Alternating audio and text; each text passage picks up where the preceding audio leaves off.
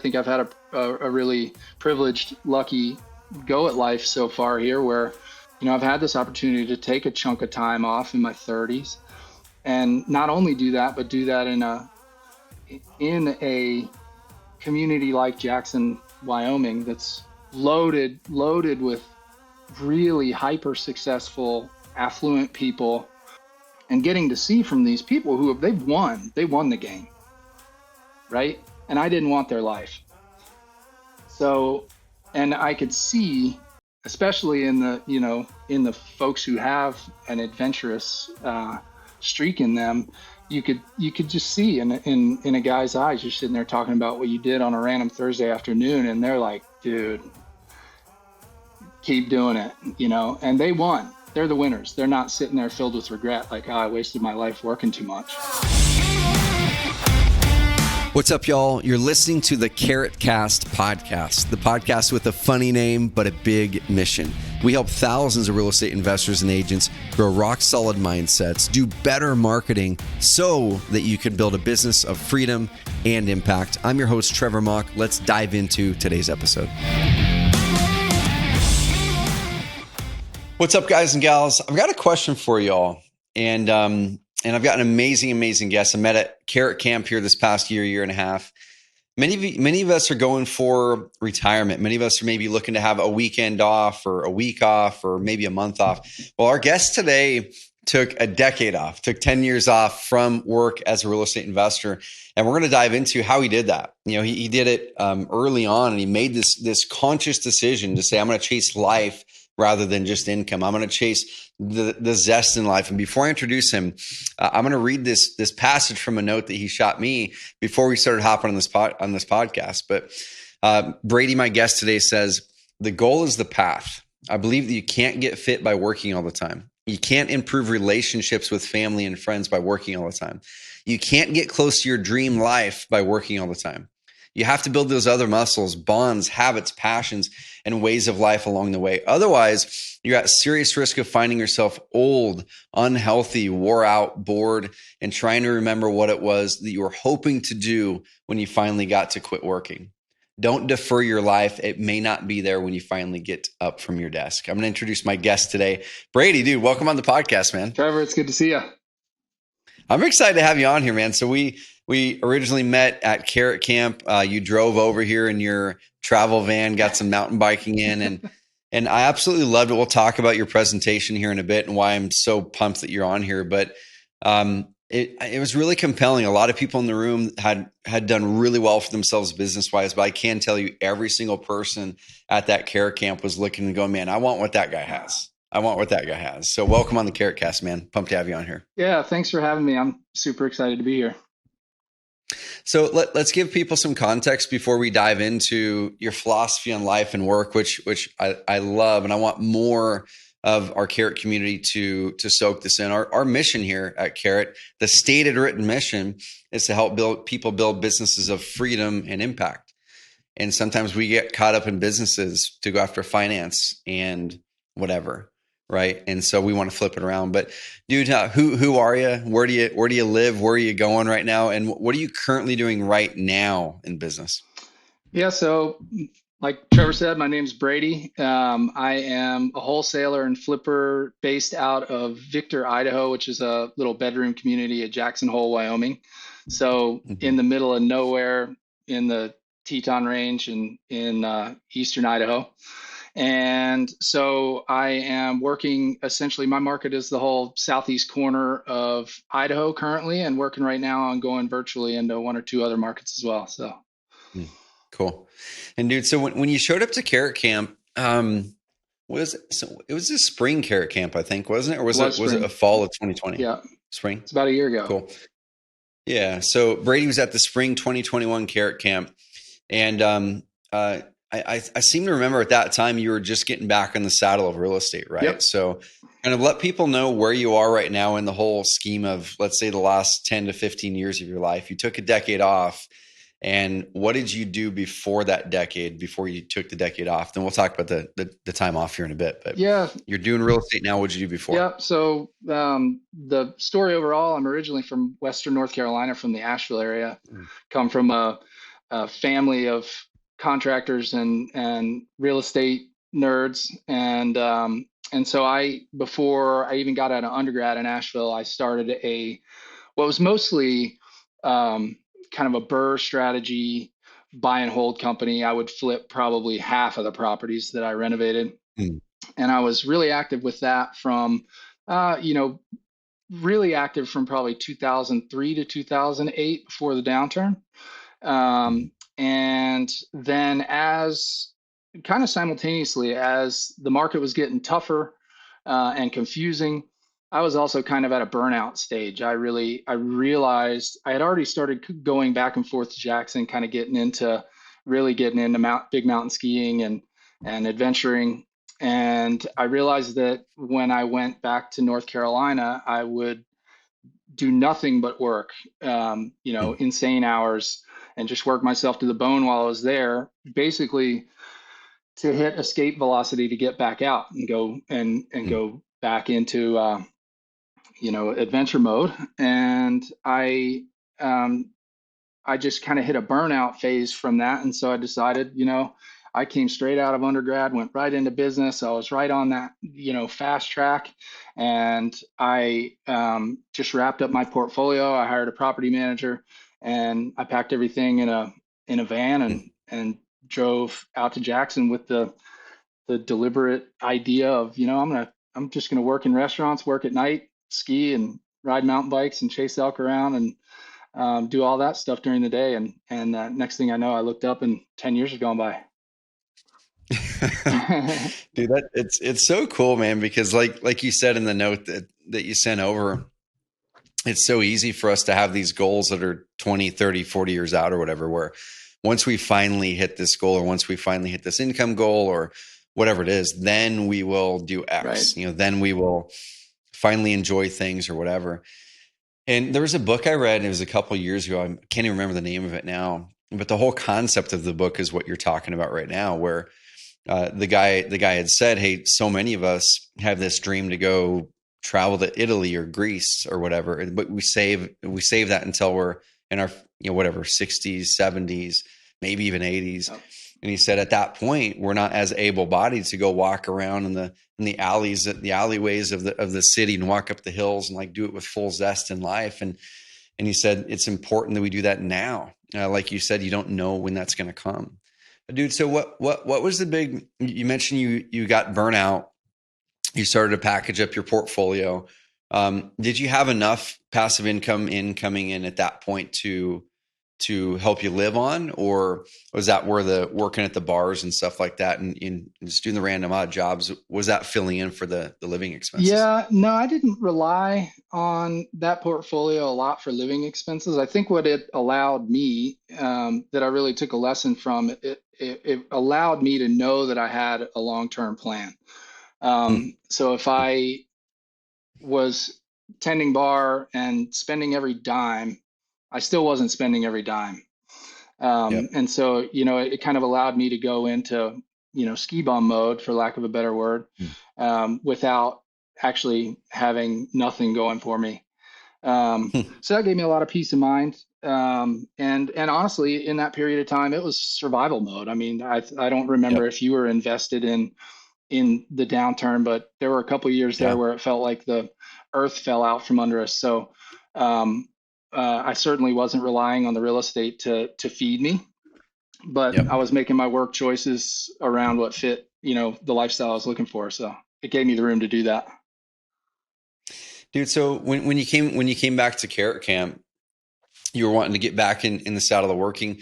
At what point, during that 10 years, did you say, man, I want, not that I need to, maybe you did need to as well, but that you wanted to step back and get to working again? Um, I think it was a little bit of a gradual process, honestly. I Hmm. love working in real estate. I love, to me, it's a Yep. fun game. Um, and and living where I live, it was fairly challenging. There's not, it's a really high price market in the Jackson area, and it's also a small market. There's not a ton of inventory. So short of just becoming a realtor or going kind of my family path of becoming a contractor, the business of real estate that I like to do doesn't really exist there. Yeah. So I think part of maybe what changed, yeah, that eagerness built over time of like, okay, I'm like, I feel ready to dig into business and finance more again. Came from a couple of places. One, I wasn't getting the same level of fulfillment out of sport and adventure that I was previously. At some point, Mm. you can realize like, I've kind of done that. I've done that thing I set out to do, and um, I had worked in a heli ski operation up in Alaska for a couple of years and got to a decision point with that where I either was kind of faced with the choice of going full time as a guide to really level up in that world, or I needed to step out of it. And that decision I think precipitated a lot of it. It was like, okay, I've made a Yeah. decision. I'm not gonna take this on as a career. So what Mm. am I going to take on as a career? And I took a stab at a few things. I got really interested in brewing and distilling, and worked for about a year on trying to start a distillery that I actually lost interest in before I got it off the ground. Mm. Then I started a property management caretaking company that I ran for a couple of years in the Jackson area, and did not like that work. I could tell for sure that wasn't a good fit. And finally, I decided, the way I put it is, I'm sick of doing B to eventually do A. I'm gonna find a way to do Yep. this real estate thing regardless. Um, Cool. and I think technology caught up at during that same period of time where we have the ability to do real estate from everywhere better than we ever have. So Mm. maybe all those things just came together to make it feel like it was time. Dude, the technology thing that you mentioned is so key right now. So many of our clients, where 5 years ago it wasn't the same. So many of our clients are going remote. Yeah, Where they're virtually wholesaling all over the right. place, and so many of them are generating leads in different states and different cities, and they're partnering up with other carrot customers, and they're doing deals together. And I think that's just going to keep growing. Yeah. It's just going to keep growing and accelerating. So crazy, crazy exciting time, dude.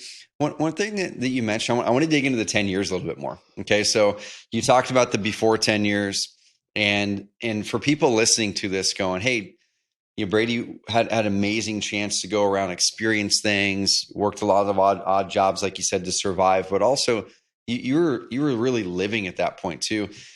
Dude, what were some of your biggest, um, some of your biggest amazing memories from that time that you would never want to trade, that you couldn't have had if you were grinding away at work? Yeah, man. There are too many to list, honestly. I feel like, in that regard, I feel like I've had just a really fortunate life. I've lived a lifetime of adventures and experiences, gotten to take Mm-hmm. several of the sports that I really like, and that all kind of center around adventure and risk and everything to a level high enough for me that I found it really gratifying. Um, I think that let's see, specific experiences. Man, we've done so many things. I mean, I've skied in the Chugach and the Tetons and the Alps in just extraordinarily beautiful places. For me, basically, when I am moving through wilderness, I'm in my happy place. My brain finally Mm-hmm. turns off, and I can go into flow there, and and I find that in a number of ways, whether it usually involves moving or something that requires a high level of focus, whether it's skiing a really Yep. risky line where I can't think about anything other than that, or going fast on a mountain bike, or trying to sneak up on an elk with a bow. In all those moments, it's just kind of a primal. Uh, I think for me, it's really important. I recharge there. Um, like I said before, my brain can turn off and actually get in the moment. It's meditative in a sense, and that's kind of where I connect to now best, I think. I So love it. I love it, yeah, man. Dude, one thing that's bounced around in my brain is a lot of people, we kind of get stuck in making decisions based off of what other people might think about us or about the decision we made. So when you had originally made that decision, a little over 10 years ago, to stop, going on that fast path that you were on before and go into basically, like you said, um, ski bum mode. Were there any people in your life, family, friends that were kind of trying to walk you off of that path, and how was that support group around you when you made that decision? Yeah, I mean, no doubt, of course. In my family and immediate circle, I think that it's the kind of environment where it's all obviously coming from a place of just caring and concern, like, think about the Hmm. future kind of thing. My Yep. parents have always been super supportive, and I've lived in a community, self-selected community of people who get it. As I would say, they understand that these things of strictly intrinsic value really do matter. They're worth something. You can't just chase your career. Um, so yeah, I mean, there were murmurs of concern for sure, but I didn't have the type of situation where there was any outright resistance to it. I think everybody knew that it certainly wasn't coming from a place of laziness or Mm-hmm. avoidance, so much as the fact that I knew that everything that I like to do requires you to be fit and young and risk tolerant and willing to take your beatings and be able to get back up from them. Um, so not, I mean, not the way some people would have, who's are surrounded by people who expect them to follow a pre-chosen path, I think. Yep. Dude, so I've got a couple of questions, and I actually want to dive you through some of the comments that you had in the note that you sent our way. You talked about the goal is the path. Don't strive for retirement. Beware getting too caught up in the game. I want to go through those concepts here in a bit. But one thing that you also said that was so cool is when you were here at the last carrot camp, or at the carrot camp that you're at, and we all knew you were coming back out of this 10 years of being out of the real estate game as a daily job. And a lot of people are going like, well, cool. What are you going to do next? Is there an adventure that you're building up towards? Are you how many years are you going to work now? Is there going to be another mini retirement? And so what is coming back look like for you, Brady? So you're back now. You're working. What does work look like for you now? And then is there a time period where you're going to go take another mini retirement? Yeah, and I think I talked about that at camp. My wife and my goal is to depart on a circumnavigation in 2028. So we basically, Hmm. essentially a year ago, gave ourselves a 7-year goal. So my wife is also an entrepreneur. She's in the e-commerce space, and we are just heads down in what I call the warpath, full hammer down mode right now, with another clear goal in mind to unplug again. And I Hmm. think that's part of why real estate's always been such an attractive field to me, is that it can create those opportunities, particularly if that's what you've got in mind the whole time. You're trying to build up some positive cash flow and some long-term wealth, and at the same time it's an industry that we can really independently come in and out of. You don't have to Yeah. climb a ladder. You can kind of play the game you want to play. Hmm.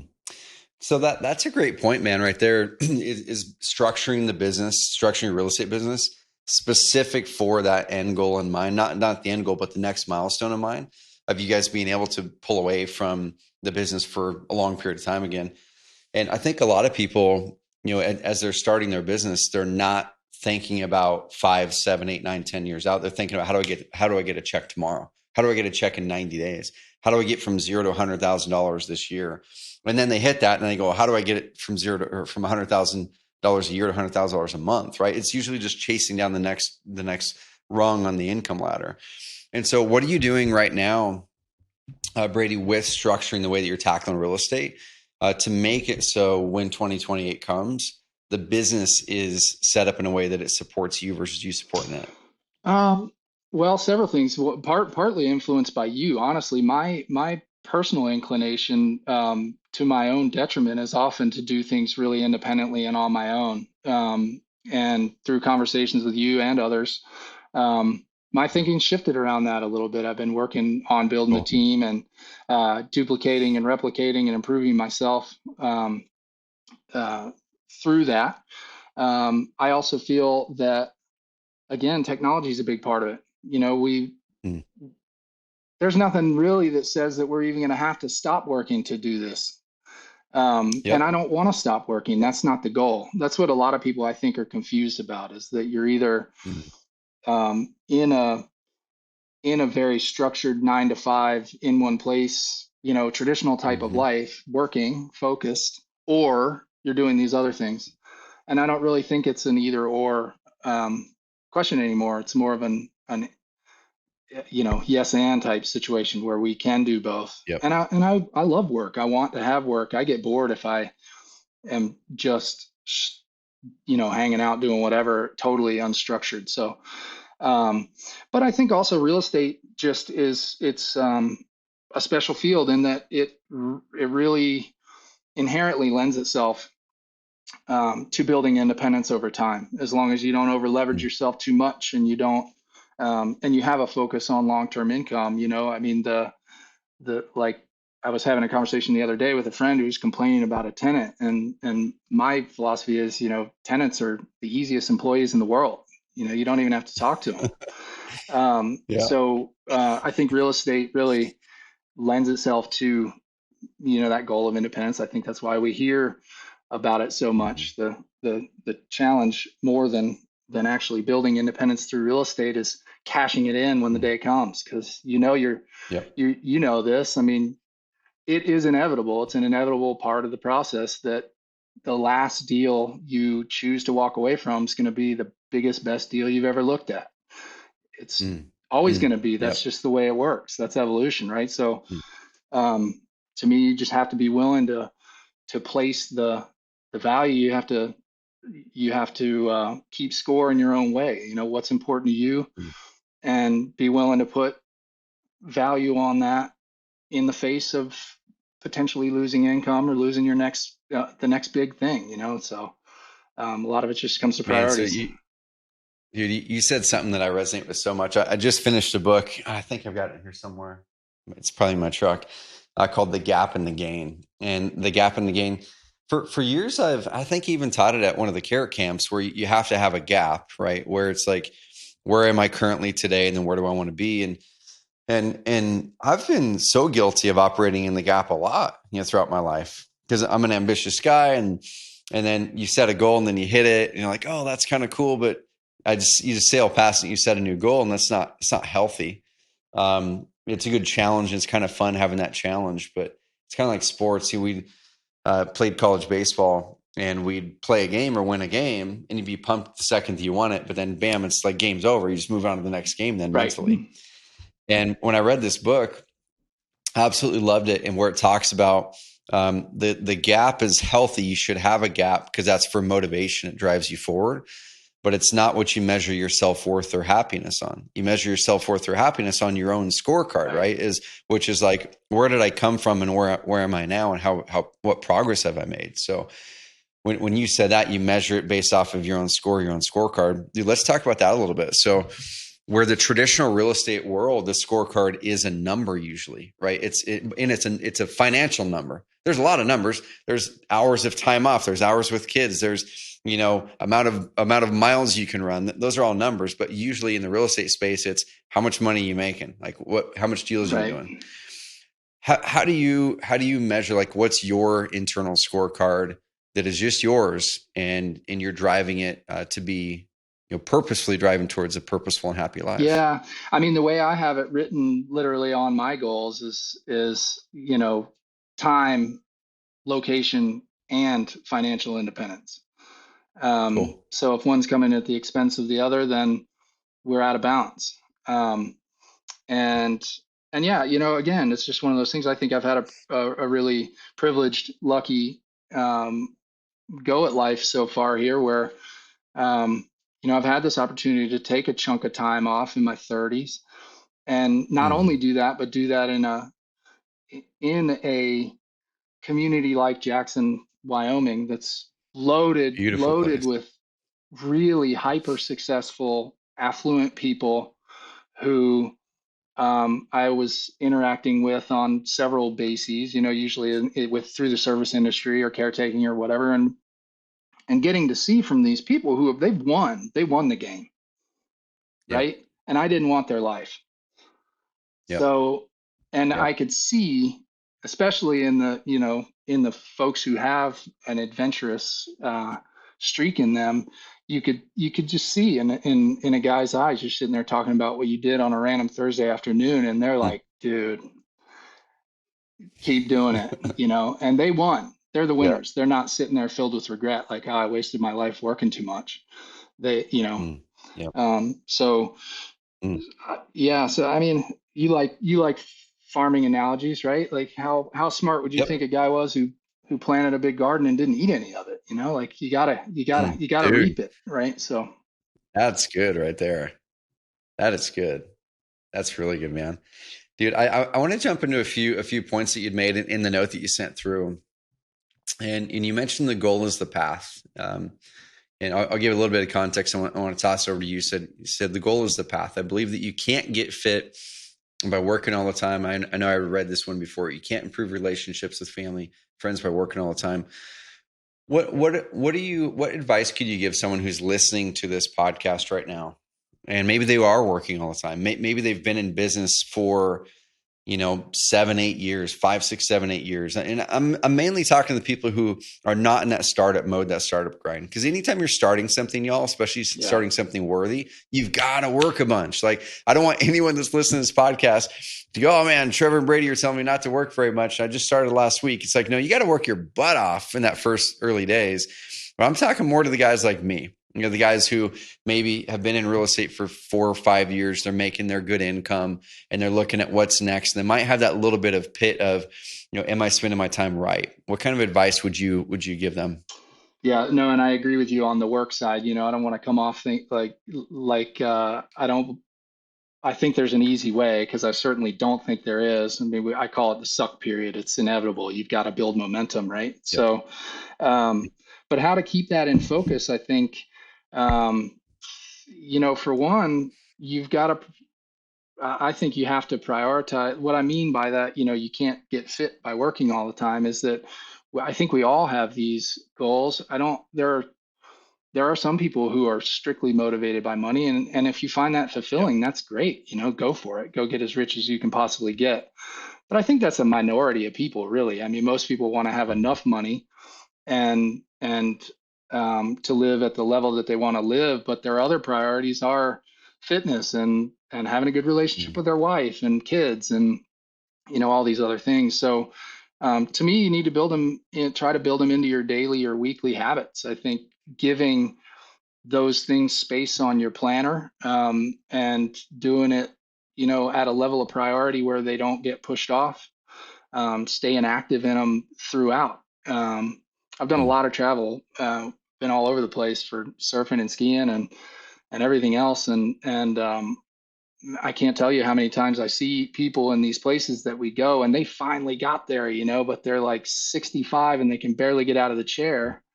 And Yep. um, I think it's really important to remember that it's coming for all of us, man. You and I talked Mm. about this around Adrian, like it's inevitable. Yep. So how we keep that current, Yep. I don't know. The human mind is fascinating in its ability to deny and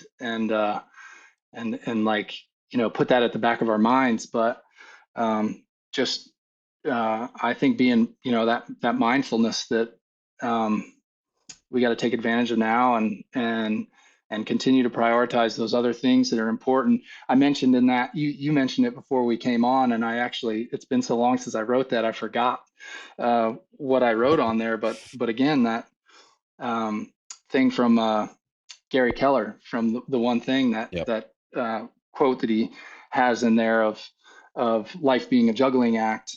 But it turns out, Mm. you've got your family ball and your health ball, and you've got your work and finance ball. You've got all the balls, or the buckets concept that you talk about.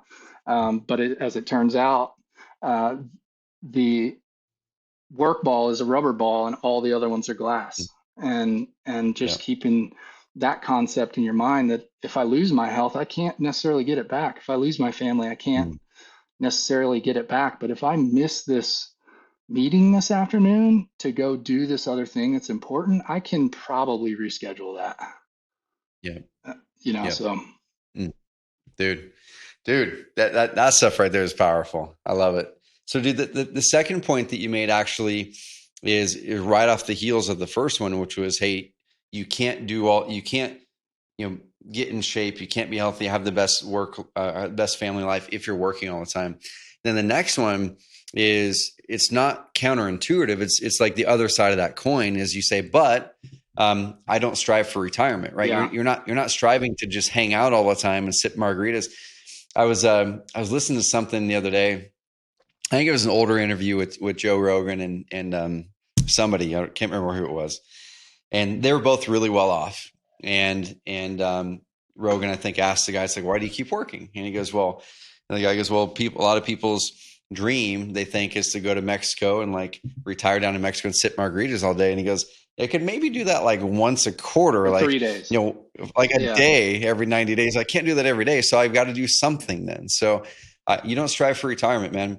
I'll kind of dive into that part of it. You said, I like work, particularly in the context of entrepreneurship and learning, excitement and growth it provokes. You know, the excitement and growth it provokes. You talk about retirement. Let's dig into that little topic there. Yeah. I mean, I think that really changes everything, right? I mean, if you just play a little mind experiment with yourself and say, just take retirement off the table, uh, what Mm. changes does that make Yep. to what you have to get done today, and what else can fit into your life? Um, for people who have to work in contexts that they hate, obviously that's a different thing. But if you're lucky enough to be like, if you're lucky as I am to be able to work in something that I actually enjoy, and it has parts that suck, but I don't want to stop doing it, then, and you Mm-hmm. eliminate the goalpost of retirement, man, you got a Mm. lot more time, and Yep. and it changes everything. And to me, I've always kind of held this philosophy that if the main thing motivating you to continue to show up to work 5 days a week is so that one day you don't have to, you need to change jobs today, man. Like Dude. Yep. that's a long road. Um, and so yeah, to me, I think that's really fundamental of how am I willing to say, hey, in 2028, I'm gonna bounce for 5 years again and put another big dent in my financial picture. Well, I'll Mm. just start working again when I get back, like, uh, I love it, dude. So one thing that I'm thinking about too is, you mentioned, we talked about retirement a little bit. We've got one more topic I want to dig into, but the traditional method is, we're going to work for 30, 35 years for a retirement when we're in your 50s or 60s or something like that. If you're lucky, like a lot of people aren't even able to retire anymore because they haven't been able to save, or not the right opportunities, or whatever it is. But let's just say that that's the model for most people. Is, like we talked before, you're using some of those best years, and with this end goal that's 30, 40 years out. And how demotivating is that you finally get to really take that quote unquote break and really do what you finally quote unquote want to do in 30 or 40 years. And instead breaking it up into, like Tim Ferriss talks about, mini yeah, retirements, right? Breaking it up into, maybe it's a retirement that's a 6 month retirement every 5 years or every 3 years, or it's 5 or 10 years every 7 years or 10 years, right? And that's amazing, because it gives you, like, for you guys, you and your wife, you have this real deadline in a good way, and a big reward in the other end in, 6 years from now. And you can do a lot in 6 years. What's the what's the quote, that we overestimate what we can get done in a year and underestimate what we can get done in a decade? And you can move mountains in six yeah, years. And that's going to set you guys up for such an amazing experience for another mini retirement. And then, like you said, you just come back and work again to refill that part of that part of your cup in life, yeah, which is so cool. yeah, yeah. It's, to me, it's just kind of innate that money's not in and of itself important enough for Mm-hmm. me to stay motivated just for money. Yep. And so my wife and I have been really conscientious around that, of like, okay, what are we doing? What's the point? Like, what are we doing this for? Um, and I think part of that comes from, another saying that we have is that, there's a luxury class, there's a leisure class at both ends of the economic spectrum. Mm. And you see it in the sports world, outdoor sports world a lot, climbing bums, ski bums, people living out of vans, living off of next to nothing, but they've got all the time in the world and they only do what they want to do. It's great. Yeah. Um, and only one is guaranteed, right? There's no guarantee that you'll make it to the other end of the socioeconomic Mm. spectrum. Mm. So for me, um, the I guess I kind of lost my train of thought there, but for me, like there's like an assurance in that kind of, I'm Yep. not I don't feel maybe as much fear as some people do around not being real resource heavy because, Yep. I value that differently. I keep score a different way. So, I've got a buddy. He used to live up in Boulder, Colorado, and we were up there for a mastermind that I've been running for over a decade now. And really successful guy. And we were both in our 20s at that time, which is a little bit different now. I've got 3 kids, and you think dynamic changes. But he goes, you know what? He goes, I just he was up there camping on the top of a mountain outside of Boulder, and he goes, "Man, I never camped like that before." And he'd always been really fear based. Fear based as in what happens if we lose all of our money, or what happens if this business doesn't work, or whatever. And he goes, after that 4 or 5 days up there camping in the mountains, he goes, my fear went away because he goes, the very worst thing that would happen is if we lost all of our money. I just get to camp more. Like I just get to camp all the time. Now, would he want to for years? Probably not, right? But long enough to figure it out. And then he could figure out what the next thing is, yep. which is pretty cool. Dude, one thing you mentioned in the don't strive for retirement part of that note you sent me, you said maybe if we don't work ourselves to death, we wouldn't resent it so much and be in such a hurry to get over with it.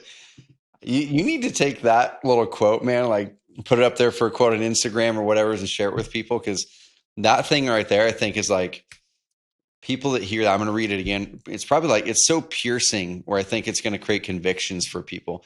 Maybe if we didn't work ourselves to death, we wouldn't resent it so much and be in such a hurry to get over with it. Dude, that is good, man. That is good. I love it. So the last point on here that I guess there's a couple more that are amazing. He said, beware getting too caught up in the game. And we've talked a little bit about this. Having passions and goals that you actively pursue can keep your career and financial goals in perspective. And then you have a quote from James Patterson. Imagine life as a game in which you are juggling the 5 balls. And you Oh, right, talked right. about that Yeah. there. Dude, so good, because I think we get caught up in the game too much. And have you found, coming back into the real estate game and coming to Carrot Camp and other things, have you found yourself kind of getting sucked into that game, or have you kind of disciplined yourself to go, hey, I'm not gonna get sucked in too far? Oh yeah. Where are you at I right mean, now? it's exciting, I mean, it's Yep. like anything that's got some risk and moving parts in it. It's fun and exciting. I get sucked in for sure. Hmm. I Yep. think the slight advantage that I have over some people is that and that's kind of what I mean by um, that previous quote that you mentioned of staying fit. You can't stay fit through working all the time, et cetera, is that I've put the time in on developing friendships and community around these other things and other interests. But we've built our life around them to a large extent too, where there is always a little bit of a tug. If all I'm doing is working, I can feel it in my gut. I know, like, my body's off, my mind's off. I'm not quite right. So I think that it's become kind of so standard for me to balance some of these other things that are important to me that I maybe can feel when I'm getting sucked in a little sooner than you might if you Yep. didn't have any other interests. Like if you went straight from school to really hustling, you might not notice yourself going down that path quite as much as someone who's had a chance to kind Mhm. of flesh out these other departments. But yeah, I mean, I get It, hooked. It's fun, man. It's like it's another drug. it is. Like you said, it is a game, and it's a fun game. And like you said before, I think the key that is a takeaway for me and for everyone as well, is to, like, a reminder, is to make sure you change the scorecard so it's in your favor to live an amazing life, not to live John's life or Brady's life or Betty's life. It's like, what is your scorecard for success? And like I said, I'm like internalizing that advice for myself too, because I get caught up in the game a lot and too much. And I think sometimes too, it's really easy to justify when you have a business that really does drive your passion, and that you get to meet amazing people like you and have an amazing team. Especially when that responsibility goes up, and now you're feeding 55 families, and you have thousands and thousands of customers. Sometimes it's easy to get sucked into that in a really deep level. And Seth Bueckley, my good friend, he says oftentimes we focus on those, like those out there, and we forget about these that are nearest to us. And that's my big focus this year with my wife. And I've said it in the podcast a couple times, but this year is about magical moments. It's like we want to create a higher frequency, deeper meaning, more magical moments this year. And it can be anything. It can be a conversation with you at Carrot Camp, and just like really actually being there, not looking at the next table or what, like really being there and having a connection. It could be the trip to Kauai that we just did, where my boy Colton, I asked all the kids, like, what do you guys want to do while we're here? And he goes, Dad, I want to see Jurassic Falls, because he just saw Jurassic Park. And I go, man, you got to get like in a helicopter to see that thing. And he goes, all right, let's get in a helicopter. I'm like, oh man, I don't like heights and all that stuff. And I do my research and figure out which helicopters are the safest and whatever. I'm like, how serious are you about this, buddy? He goes, Dad, I think we should go. I'm like, all right, buddy, we're going. Because normally I would have been, oh, that's kind of cool, but let's figure out something else to do, that's just as cool. We did the helicopter, took doors off, did the whole thing, man, and it was amazing. It was a magical moment that him and myself will keep for the rest of our lives. So that's my scorecard this year. Dude, good for you. That's awesome. Really finding that next phase of the impact I make, both for those here, but also the community at a broader scale. Yeah, and I think you're hitting the nail on the head too, just in the fact that you're putting it on a scorecard too. It's easy we go into the new year and start planning our goals and sometimes forget the other departments, and for me it helps to have some of these habits on my daily habit tracker, and they're on my my annual calendar too. They're priorities, so treat them like priorities, and make the space make the space in your life for them. Otherwise it's easy to forget how to even do it. I think you just lose touch with those other parts of your life altogether. It's easy to do. Dude, so this is so good, man. The last point on here, which kind of ties everything together, and I want to run through for everyone that the amazing points in this call. You mentioned the ability to tailor your career around your life is one of the things that I love most about the real estate game. Our own little island of misfit toys. And dude, it's so much fun. That's the thing. That's what I love about entrepreneurship. It's that double-edged sword. It's the thing that can pull you and suck you into the game pretty deep if you let it. And let you run your life off of someone else's scorecard, which is always a recipe for losing. And then on the other side of it, it's like, man, I get to like craft my future. I get to really leverage and create amazing value in the world that comes back 10 times over if we do it right. And you get to really design that game around your life instead. So, Brady, I'm pumped to have the privilege to know you, man. Hopefully we'll be able to connect in person again, whether it's in Kauai or next time I come to Idaho, or if you come back out here to Carrot. Let's get out on bikes. Dude, 100%, man. I want to get back up on the bikes. I've been doing a little bit more fly fishing lately. They cut the whole darn fly fishing season last year in the North Umpqua.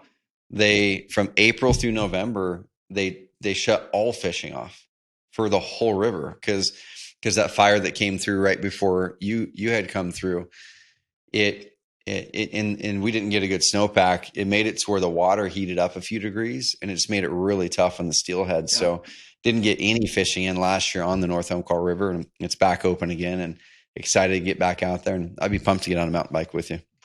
Yeah, for sure, man. Well, dude, any parting wisdom for those listening to this call as they hear about a man who worked his butt off, built a small portfolio, took 10 years and said, I'm going to do what I want to do to really chase my passions.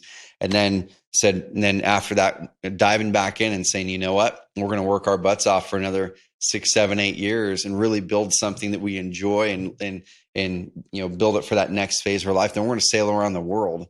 What advice do you have for someone who's sitting there thinking like, can I make a leap like that? Or how do I take that next step to really unlock that life that I'm wanting to live to? Oh, that's a big one. Yeah. I feel like I'm being asked to give like life advice, but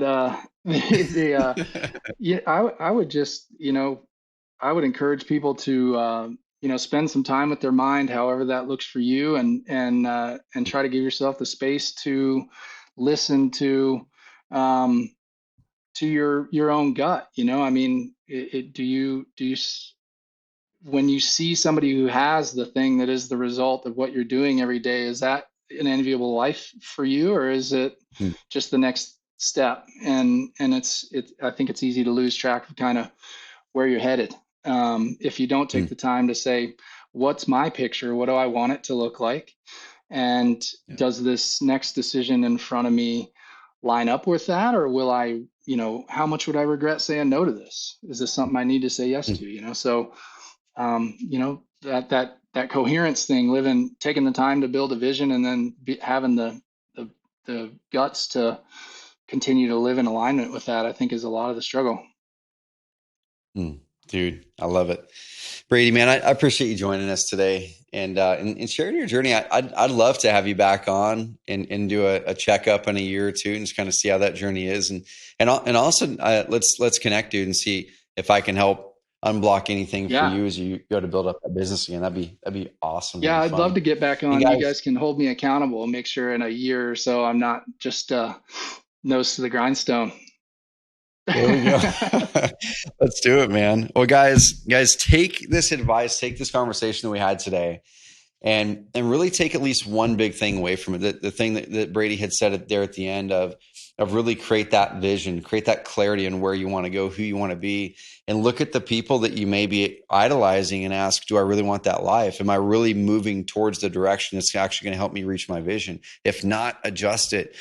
And I think what I want to do is, if you're game, I want to take the note that you'd sent me and have us publish that below the podcast, because the words that you wrote are so good, man. And I think it's worthy of everybody reading it. So guys, go to carrot.com or carrotcast.com, look for this episode with Brady, and we'll post the letter in there as well. But guys, give a rating and review if you enjoyed this episode, and forward this episode to anybody that you know that might be grinding away.